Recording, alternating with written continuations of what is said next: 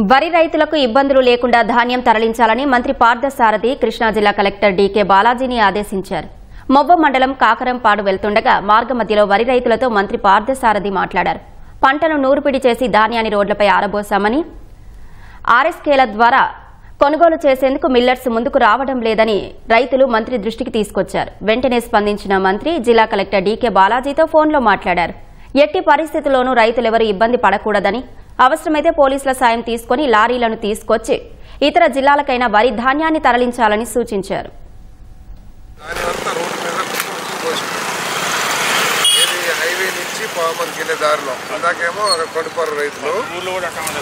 అన్ని ఊర్లు ఇట్లా ఉన్నాయంట. ఎంత నెగిటివ్ వస్తుందో గవర్నమెంట్ మీద ఒకసారి ఆలోచన. ఎందుకు ఏంటి ప్రాబ్లం? ట్రాన్స్పోర్ట్ లేదంటున్నారంట. ట్రాన్స్పోర్ట్ రైతులకి వాహనం వస్తున్నాయి. అవసరమైతే పోలీసులు పెట్టినా సరే లారీలు లాక్కొచ్చి తీసుకెళ్ళాలి. మరి ఇంత ధాన్యం రోడ్డు మీద ఉంటే ఎట్లాగండి? బళ్ళు రావట్లేదంట. ఏంటి మానిటర్ చేసేది ఏంటి ఇక్కడ? కొంచెం చూడండి మీరు కొద్దిగా సీరియస్గా. Now you visit farmer now. లేకపోతే మీ వాళ్ళు ఎవరైనా అసిస్టెంట్స్ ఉంటే పంపించి ఫార్మర్ మొత్తం చూసి ఎవరెవరైనా ఎలిమినేట్ చేయండి.